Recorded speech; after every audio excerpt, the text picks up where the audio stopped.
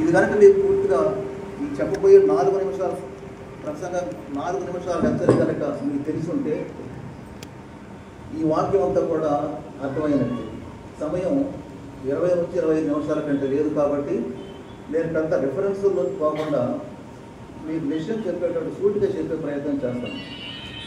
ఒక ప్రసంగికుడు అన్నాడంటే, అంతర్జాతీయ ప్రసంగికుడు, రేపు మా చర్చిలోకి వచ్చి 4 రోజులు టైం ఉందండి, మీరు ప్రసంగించాలంటే ఎంతసేపు ప్రసంగించాలని అంటే మీరు ఎంతసేపు అయినా మాట్లాడని అన్నారంట. అయితే రేపే వచ్చి మాట్లాడుతా అన్నాడు. ఇంకోటి వేరే వాడు వచ్చి మా చర్చిలో ప్రసంగం చేయాలి, మీరు చాలా బిజీ ప్రోగ్రామ్ అని అంటే ఎంతసేపు ప్రసంగం చేయాలని అడిగితే 10 నిమిషాలు ప్రసంగం చేయండి అన్నారంట. అయితే నాకు 5 రోజులు టైం ఇవ్వండి, దానికోసం ప్రిపేర్ కావాలన్నాడు. అంటే 10 నిమిషాలు 20 నిమిషాల్లో ప్రసంగం చేయడం అంటే అది చాలా కష్టతరమైన విషయం. ఓకే, ఇప్పటికీ 2 నిమిషాల సమయం అయిపోయింది. అయితే నేను ఎక్కువ సమయం తీసుకోవాలి, అంత అవసరం కూడా లేదు. సమాజంలో ఉన్నటువంటి క్రైస్తవులు 2 రకాలు. ఒకటి కంటత క్రైస్తవులు, 2 అనుభవ క్రైస్తవులు. ఇది కనుక తెలిస్తే ఇవాళ చదువుకున్నటువంటి పాఠ్య భాగంలో ఎవరు కంటత క్రైస్తవులు అని అర్థం. కంటత క్రైస్తవులు అంటే అర్థం ఏంటంటే, వాక్యం మొత్తాన్ని ఆది కాండం నుంచి ప్రకటన గ్రంథం దాకా ఎక్కడెక్కడ ఏ మాటలు ఉన్నాయి, ఏ వాక్యం ఉంది, ఎవరు చెప్పారు మొత్తం చెప్పగలరు. వాళ్ళ కంటో పాఠంగా మాట్లాడగలరు. ప్రతి చిన్న వాక్యాన్ని చెప్పగలరు, పెద్ద పెద్ద అధ్యాయాలను కూడా చెప్పగలరు కంటో పాఠంగా. కీర్తన గ్రంథం 119వ కీర్తన అన్నాం అనుకోండి, 5-6 పేజీలు ఉంటుంది. దాన్ని కూడా కంటో పాఠంగా చెప్పగలిగినటువంటి విశ్వాసం ఉన్నారు. అది వాళ్ళంతా కూడా కంటత క్రైస్తవులు. అయితే దాంట్లో ఉన్నటువంటి చిన్న ఇబ్బంది ఏంటంటే, వాడు వాక్యాన్ని కంటో పాఠంగా చెప్పగలుగుతున్నారు, కానీ వాడు వాక్యాన్ని ఇప్పుడు కూడా పరిశీలనగా చేయలేదు. వాక్యంలో ఉన్నటువంటి దేవుడిని ఎప్పుడు కూడా అర్థం చేసుకోవాలనే ప్రయత్నం చేయలేదు. వాక్యాన్ని చెప్పేటువంటి చదవటం వరకు మాత్రమే వాళ్ళకి బాగా చేత అయింది, దాన్ని బట్టి పెట్టడం చేత అయింది, కంటో పాఠంగా చదవడం చేత అయింది.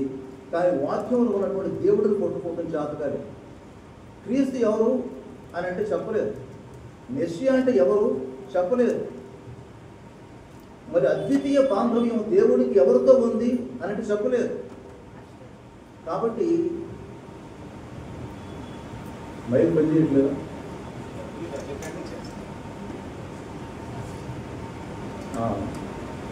సరే, ఇది దాని మన కంటత క్రైస్తవులు అని.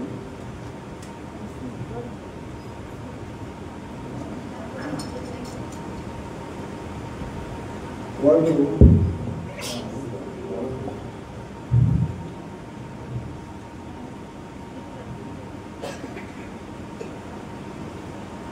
సరే, మీరంతా చెడ్డవాళ్ళని కాదు, మీరంతా కూడా అవిశ్వాసులను కాదు, ఖచ్చితంగా విశ్వాసులు. మంచి వాక్యాన్ని చదివించవచ్చు, చెప్పగలుగుతున్నారు. నిద్రపోయేవాడు లేపినా కూడా వాక్యం మొత్తం చెప్పగలరు. కానీ వీరికి పరిశీలనగా చూసేటువంటి దృష్టి లేదు. దానివల్ల వాడు వాక్యాన్ని పూర్తిగా గ్రహించలేకపోతున్నారు. నేను ఒంగోలు పనిచేసే రోజుల్లో ఉద్యోగం ఇచ్చారు, స్పెషల్ ఆఫీసర్గా అక్కడ ఉన్నప్పుడు. ఒక మంచి పెద్ద అంతర్జాతీయ సువార్థికుడు ఒంగోలు పరిచయం చేస్తున్నాడు. ఒక మంచి మాట చెప్పాడు. 80 ఏళ్ల క్రితం నేను విన్నాను ఆ మాటని. ఇప్పటికి కూడా నా జీవితంలో ఆ మాట మర్చిపోవట్లేదు. అదేంటంటే, many Christians know the word of God, many Christians know the word of God, but very few Christians know the God of the word. అంటే తెలుగులో చెప్తున్నాను నేను, అది ఇంగ్లీష్లో చెప్తేనే చాలా అందంగా ఉంది, తెలుగులో చెప్తే ఎంత అందంగా ఉంటుందో నాకు తెలియదు. ఈ సమాజంలో దేవుని వాక్యాన్ని తెలిసిన వాడు చాలామంది ఉన్నారు, దేవుని వాక్యాన్ని ఎరిగినటువంటి వాడు చాలామంది ఉన్నారు. కానీ వారిలో వాక్యంలో ఉన్న దేవుని ఎరిగిన వాళ్ళు చాలా కొద్ది మంది మాత్రమే ఉంటారని ఆయన చెప్పారు. కాబట్టి ఇలాంటి వారిని కంటత క్రైస్తవులు అని అన్నారు. ఇక అనుభవ క్రైస్తవులు అంటే అర్థం ఏంటంటే, వారికి వాక్యం తెలియదు, వారి వాక్యాన్ని చదవలేరు, బైబిల్ మొత్తం క్షుణ్ణంగా చదవలేరు, కంటో పాఠం చేయలేరు. కానీ ఇందాకనే చెప్పిన కంటత క్రైస్తవుల కన్నా కూడా గొప్ప విశ్వాసం వారికి ఉంది. వారి అనుభవం నుంచి అది నేర్చుకున్నారు. వారి జీవితంలో గొప్ప సాక్ష్యాలు ఉన్నాయి. వారు ఎంతోమందిని అద్భుతాలు చేస్తున్నప్పుడు దేవుడు వాళ్ళని చూసి వీళ్ళంతా కూడా అనుభవంతో విశ్వాసులు అయ్యారు. అదేవిధంగా యేసు ప్రభువుని గురించి గొప్ప గొప్ప మాటలు విని విని విని అట్లాంటి గొప్ప అనుభవంతో మంచి దేవుడు ఎరిగిన వాళ్ళు అయ్యారు. ఇతను వాక్యం తెలియకపోయినా దేవుడిని ఎరిగిన వాడు. ఇందాక వాళ్ళు వాక్యం తెలిసి కూడా దేవుని ఎరగనివాడు. ఇది ఉపోద్ఘాతం. ఇప్పుడు మనం కనుక వాక్యంలోకి వస్తే ఇప్పుడు మీరు చదివింది అదే. పరిసయ్యులు అనేటువంటి వాళ్ళు వాళ్ళ గురించి మాట్లాడతాడు. ఇప్పుడు మత్తయి సువార్త 22వ అధ్యాయం అంతా కూడా ఇప్పుడు మేము రెఫరెన్స్ ఏం చెప్పట్లేదు, ఏం చెప్పలేదు. మీరు చదివారు కదా. ఎప్పుడు మాకు ఈ రోజున పాఠం మత్తయి సువార్త 22వ అధ్యాయంలో చదువుకున్నాం. 22వ అధ్యాయంలో మనం ఇక్కడ పరిశీలన చేస్తే యేసు ప్రభు పరిసయ్యులని 3 ప్రశ్నలు అడిగారు. అక్కడ 3 అనేవి ఉండదు. బట్టి చదివిన వాడు రెండో పాఠం చేసిన వాళ్ళకి ఇదే ఇబ్బంది. ఎప్పుడు కూడా రెండో పాఠం చేసినా దాంట్లో ఉన్నటువంటి సారాన్ని గుర్తించాలి. ఇక్కడ మనం తెలుసుకోవాల్సింది యేసు ప్రభు 3 ప్రశ్నలు పరిసయ్యులను అడిగాడు. ఒకటే చిన్న ప్రశ్నతో మొదలుపెట్టాడు, చాలా పెద్ద ప్రశ్న దాకా వెళ్ళిపోయాడు. చిన్న ప్రశ్న, మొట్టమొదటి ప్రశ్న ఏంటంటే యేసు ప్రభు పరిసయ్యుల్ని యేసుక్రీస్తు ఎవరి కుమారుడు అని అడిగాడు. అదేమయ్యా మేము పరిసయ్యులమి, ధర్మశాస్త్రం మొత్తం ఉపవాసన పట్టిన వాడు పరిసయ్యులు. ధర్మశాస్త్రం మొత్తం ఎక్కడ ఏ విధంగా ఉందో మొత్తం తూచా తప్పనిసరిగా చెప్పేవాడు క్రైస్తవులు ఈ పరిసయ్యులు. ఇప్పుడు ఇందాక నేను చెప్పాను కదా, కంటత వీళ్ళంతా కంటత క్రైస్తవులు ఎట్లయితే ఇప్పుడు ఉన్నారో అది మొత్తం ధర్మశాస్త్రం మొత్తాన్ని బాగా కంఠోపాఠంగా చెప్పగలిగినటువంటి వాళ్ళు పరిసయ్యుల్ని అడిగితే అదేముందండి యేసు నేను ఈజీగా చెప్పగలను. క్రీస్తు అనేవాడు దావీదు కుమారుడు. రైట్, చక్కగా చెప్పావు, ఓకే. 2 మార్కుల ప్రశ్న అయిపోయింది. ఇప్పుడు 10 మార్కుల ప్రశ్న అడుగుతున్నాడు. ఇప్పుడు అడుగుతున్న ప్రశ్న ఏంటంటే మరి దావీదు కీర్తనలు 110 చదివారని మీరు అన్నాడు. నా మాట అక్కడ ఎలా ఉండదులేండి. దావీదు కీర్తనలు కూడా చదివి ఉంటావు కదా. 110వ కీర్తన 110వ కీర్తన మొట్టమొదటి వాక్యం ఏముందంటే దావీదే చెప్తున్నాడు, నేను నీ శత్రువులని నీ పాదాల కింద ఉంచేంత వరకు నీవు నా కుడి పార్శ్వన కూర్చుని ఉండుము అని ప్రభువే నా ప్రభువుతో చెప్పాడు అని దావీదు మాట్లాడుతున్నాడు.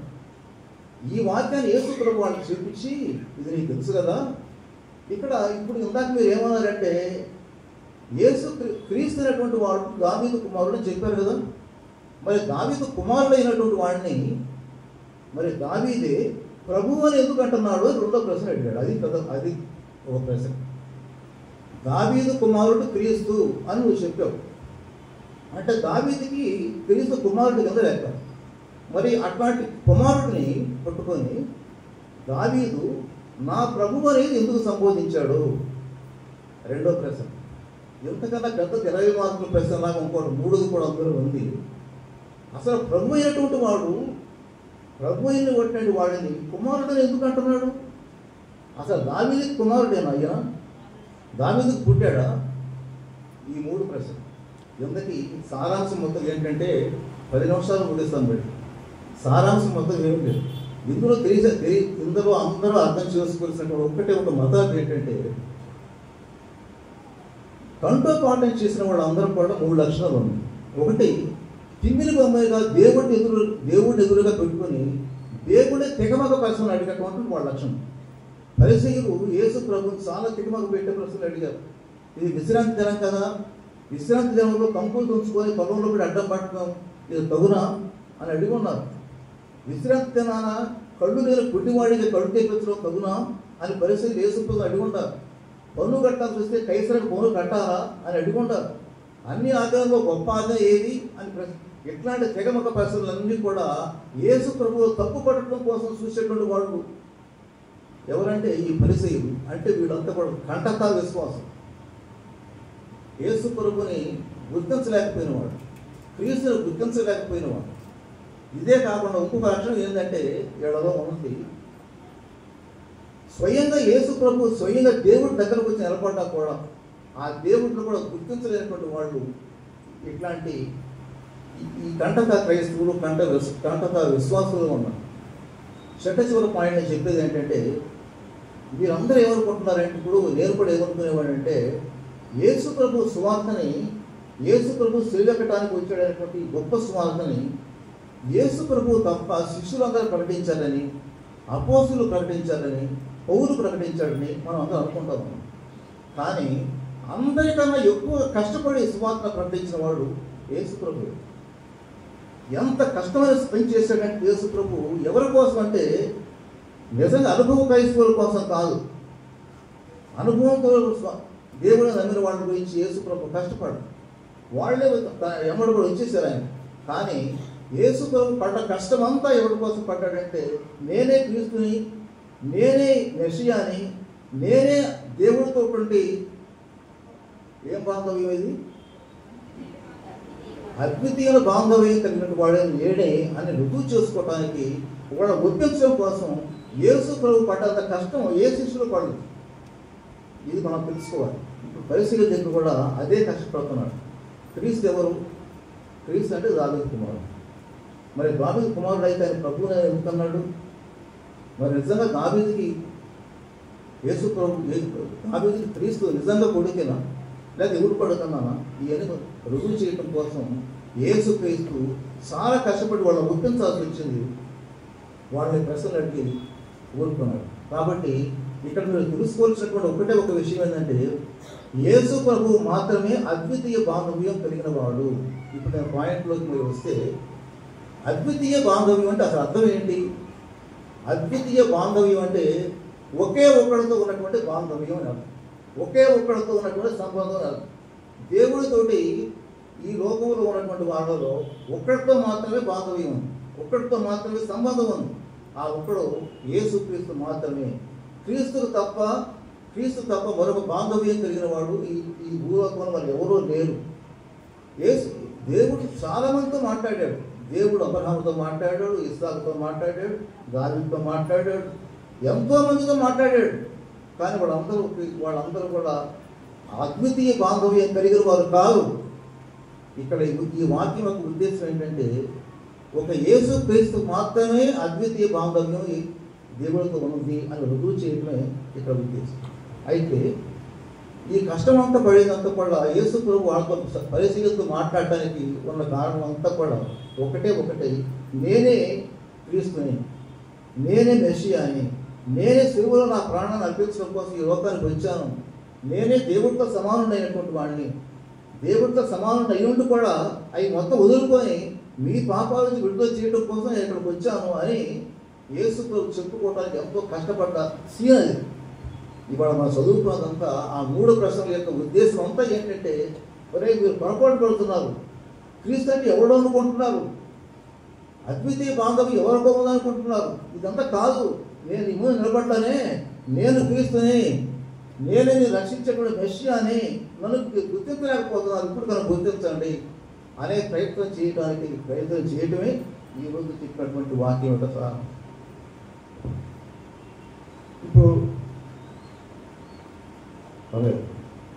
ఇప్పుడు నేను రెండు విషయాలు చెప్పి ముగించాలి. ఒకటి ఏంటంటే యేసు ప్రభువే కాకుండా యేసు అనేటువంటి వాడు క్రీస్తు అని, యేసు దేవుడికి అద్వితీయ సంబంధం కలిగిన వాడిని, బాంధవ్యం కలిగిన వాడిని యేసు ప్రభు కాక మరి ఎవరైనా చెప్పారా అనేది మొదటి విషయం చెప్తాం.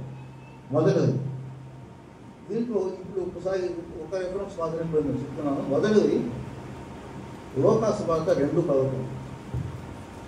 లోకా 2:11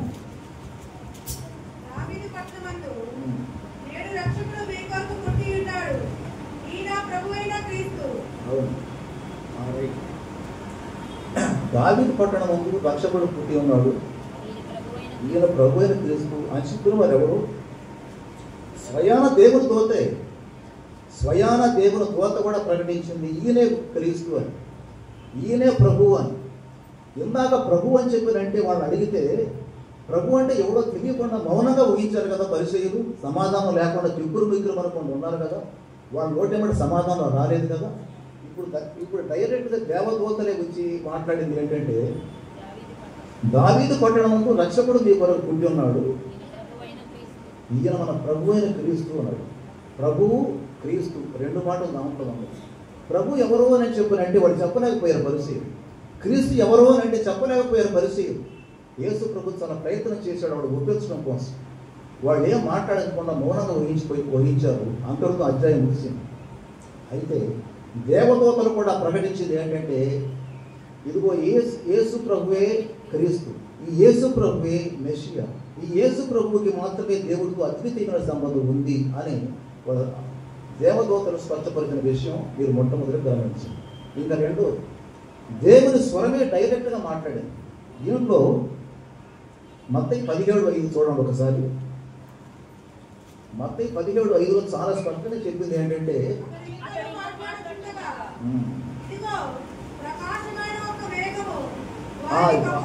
ఓకే నేను మాకు సమయం ఉండదు కాబట్టి నేనే చెప్తున్నాను. రూపాంతరపు కొండ మీద జరిగినటువంటి దృశ్యం. మరి శిష్యులు పైకి వెళ్ళినప్పుడు యేసు ప్రభు రూపాంతరం పొందాడు. ఆ రూపాంతరం పొందిన సమయంలో పైనుంచి ఒక స్వరం వినపడింది, ఈయన నా ప్రియ కుమారుడు, ఈయన యందు నేను ఆనందిస్తున్నాను, మీరు ఈయన మాట వినండి. మరి అద్వితీయమైన బాంధవ్యం యేసుక్రీస్తు ఉన్నట్లుగా మనకు అర్థమవుతుంది కదా.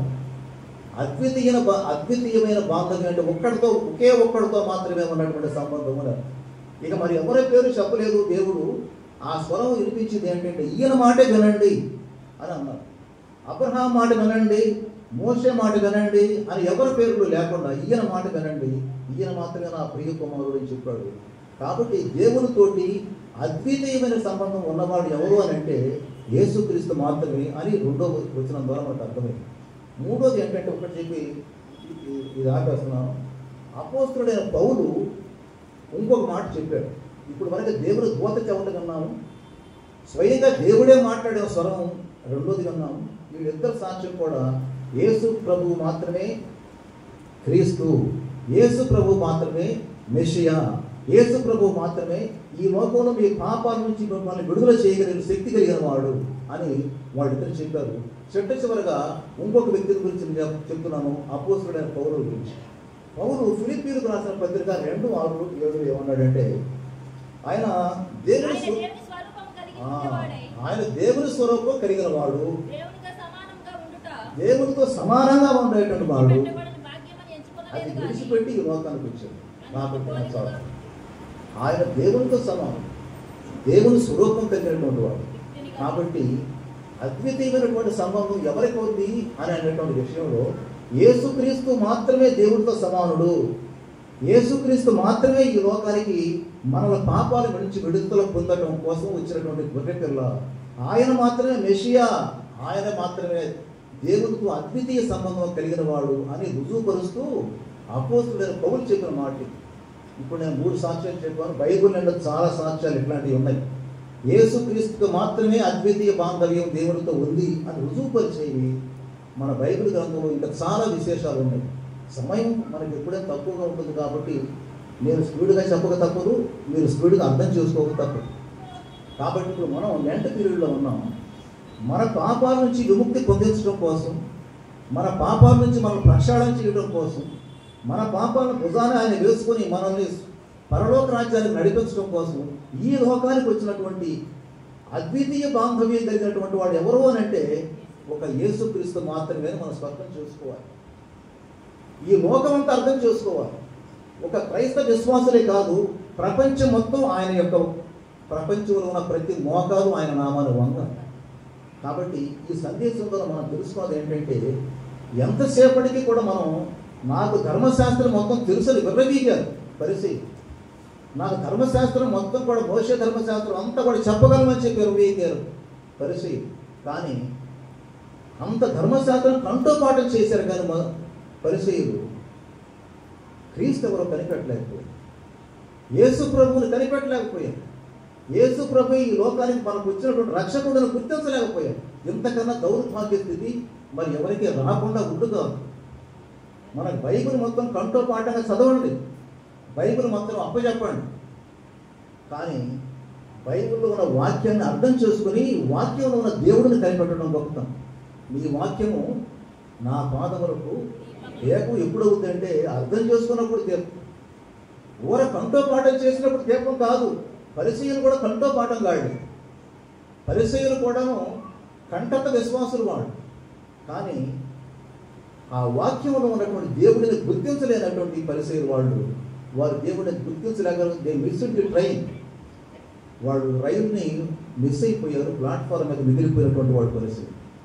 ఆ ప్లాట్ఫారం మీద మిగిలిపోకుండా మనం ఎట్లా ఉండాలంటే అనుభవ క్రైస్తవులాగా మనం ఉండాలని ఈరోజు పాఠ్య భాగంలో మనం చెప్తాం. నేను అనుభవ క్రైస్తవులు అంటే ఎట్లా ఉంటానని దాన్ని కూడా 2 మాటలు చెప్పి ముగిస్తాను. పర్వాలేదు కదా, టైం ఉందా? కంటత క్రైస్తవులకి పరలోక రాజ్యంలో చోటు లేదు. కంటత క్రైస్తవులకి వాక్యం తెలుసు కానీ వాక్యంలో ఉన్న దేవుడు తెలియదు. కంటత క్రైస్తవులకి క్రీస్తు ఎవరో తెలియదు. కంటత క్రైస్తవులకి మెస్సియా అంటే తెలియదు, రక్షకుడు అంటే తెలియదు.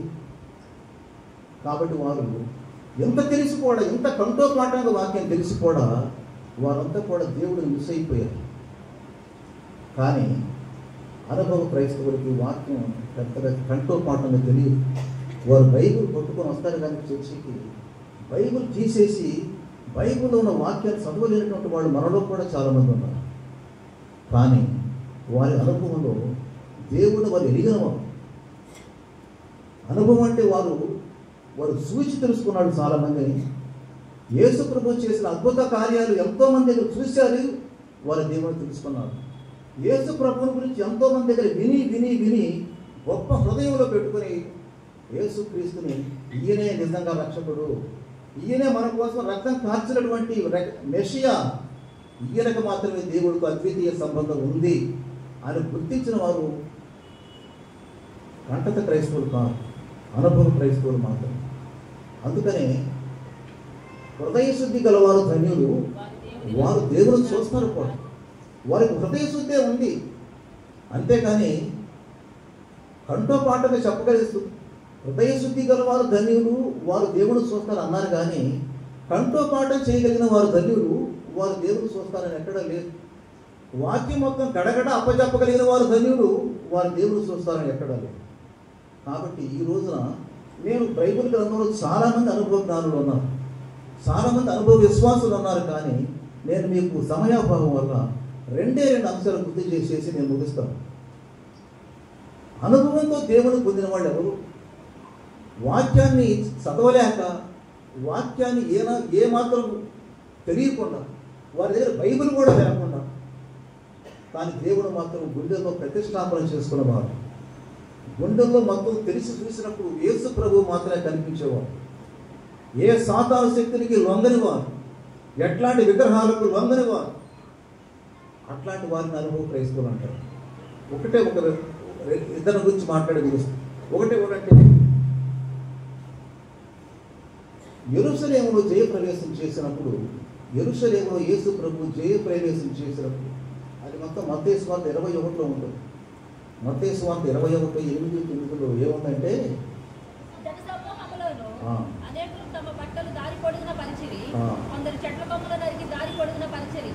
దాంట్లో వాళ్ళు అన్న మాట నేను గుర్తు చేస్తాను. చాలా ఉంటుంది దాంట్లో. దావీదు కుమారుడికి జయము, ప్రభు పేరిట వచ్చేవాడు స్తుతింపబడును. చాలు. దావీదు కుమారుడు అంటే ఈయనే కదా. దావీదు కుమారుడు అని చెప్పి ఎప్పుడైనా బైబిల్ చదివిన అనుభవం ఉందా ఇతనికి? ఈ జనాన్ని మొత్తానికి వీళ్ళేమన్నా బైబిల్ చదివిన వాళ్ళేనా? వీళ్ళంతా గొప్ప పండితులా? వీళ్ళు ఎప్పుడైనా వాక్యాన్ని కంఠోపాఠం చేశారా? అక్కడ యెరూషలేములో ఉన్న జనం అంతా యేసు ప్రభువుకు ముందు పోతున్న వారు, వెనకాల వస్తున్న వారు. దావీదు కుమారుడు జయము, హోసన్నా హోసన్నా అని కేకలు వేశారు. వీళ్ళంతా కూడా యేసు ప్రభువుని గురించి ఎంతో గొప్పగా విన్నారు. యేసు ప్రభు ఎంతో మందికి చేసిన అద్భుత కార్యాలు మొత్తం కూడా వాడు గమనించారు. అందుకని వారి గుండెల్లో యేసు ప్రభు ప్రతిష్టాపన చేసుకున్నారు.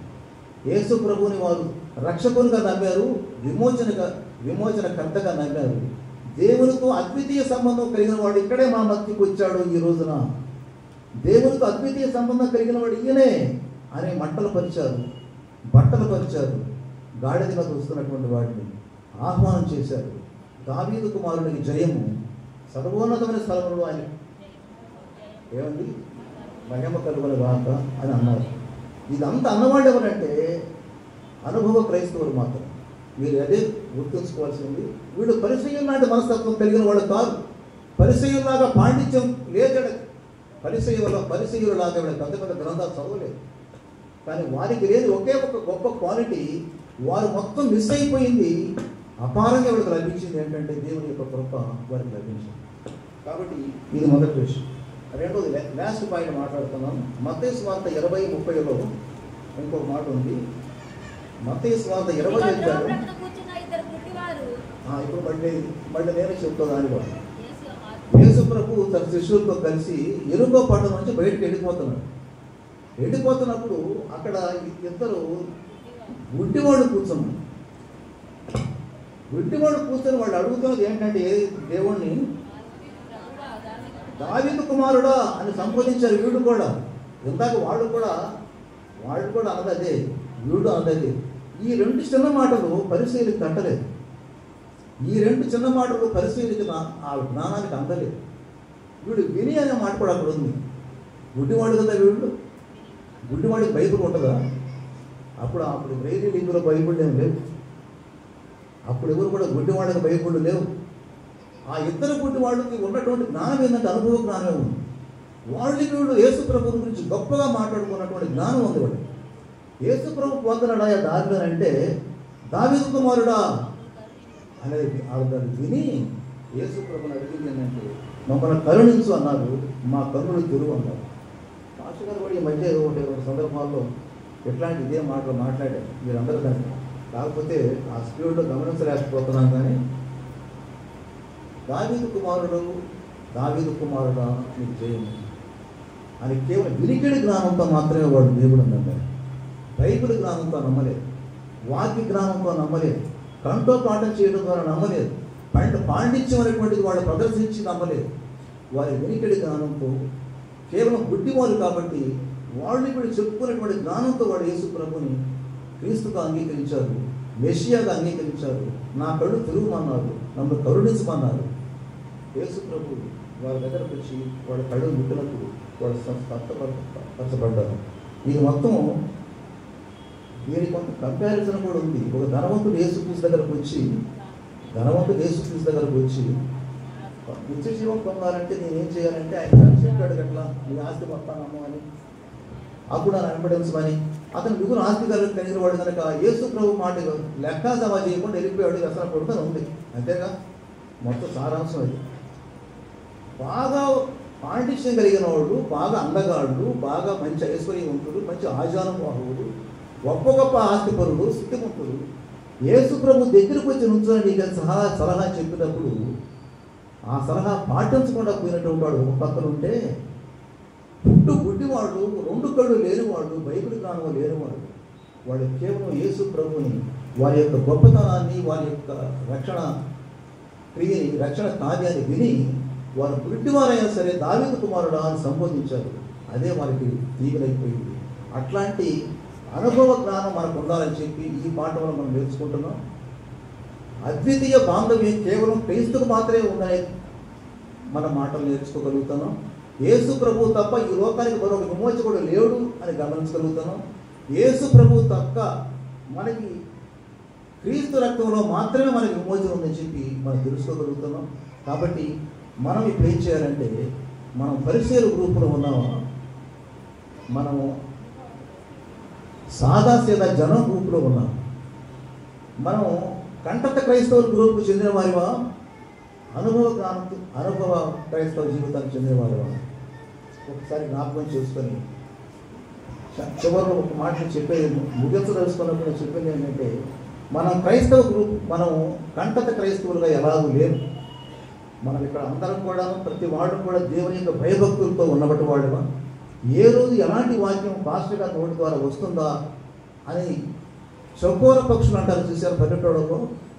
ఆ చకోర పక్షులను నిజంగా నేను చాలామంది చూస్తుంటా. ముఖ్యంగా బాగా మగవాళ్ళు ఏమనుకోవద్దు, మీరు మొత్తం మీరంతా వినటం లేదంట. ప్రతి ఆడ మనిషిని నేను చూస్తాను. ఎందుకు చూస్తానంటే ఎంత జాగ్రత్తగా వింటున్నాను. ఈ కెమెరా పెట్టిన వాడు కూడా ఎంతసేపటికి ఇదే ముఖం పెట్టకుండా అక్కడ వాక్యం జరిగేటప్పుడు కాస్త మనుషులు మొక్కలు కూడా చూపించమని చెప్పి నేను ఈ సందర్భంగా మనవి చేస్తాను. ఏమండి, ఎంతసేపటికి ఆయన వాక్యం పూర్తి అయిపోయిన దాకా వీడు ఎటో వెళ్ళిపోతున్నాడు, ఇటు పెట్టేసి. నేను మధ్యలో ఇటు కూడా చెప్పండి, ఎంతమంది జాగ్రత్తగా ఉంటున్నారో మీరే వీడియోలు చూడగలుగుతారు. నేను నిజంగా సీరియస్గా చెప్తున్న మాట ఇది. మీరు మీరు కట్టక క్రైస్తవులు కాదు, మీరంతా క్రీస్తుని రక్షకునిగా ఆమోదించిన వారు, అంగీకరించిన వారు నేను నమ్ముతున్నాను. అంతటితో ఆగలేదు కథ. లాస్ట్లో నీకు ఒకటే ఒక జాగ్రత్త చెప్పేది ఏంటంటే, మీరు నిజంగా కూడా క్రీస్తుని మీరు అంగీకరించిన వారైతే, యేసు ప్రభువు మాత్రమే క్రీస్తుని మీరు తెలిసి ఉంటే, యేసు ప్రభువు మాత్రమే మనకు మెస్సియా అని కనుక నువ్వు తెలుసుకుని ఉంటే, యేసు ప్రభువు మాత్రమే మన కొరకు సిలువలో రక్తాన్ని చిందించాడని చెప్పి నీకు తెలుసు అనుకుంటే, నువ్వు ఎవరికి కూడా పక్కన వారితో ఎవరికి కూడా నీ సాక్ష్యాన్ని పంచుకోకుండా కానీ మిగిలిపోయి నీ జీవితం ఎలా మారుతుంటే, ఎవరికి కూడా ఈ స్వార్థ చెప్పకపోతే నువ్వు కూడా పరిశీలన గ్రూపులోకి వెళ్తావని చెప్పి ఒక చెట్ట చివరగా హెచ్చరిక చేస్తూ, అట్లాంటి పరిశీలన గ్రూపు చెందిన వారిగా ఉండి మనం దేవుని ఎదగలాగా యేసు ప్రభువు దేవుడు మనకి మంచి గొప్ప అనుభవం అనుగ్రహించాలని చెప్పి దేవుని కోరుకుంటున్నాను. సమస్త జ్ఞానం ఇచ్చిన దేవుని సమాధానం యేసుక్రీస్తు వారు మీకు ఆ పదవులను తలంపులను కావాలంటున్నాక ఆమేన్.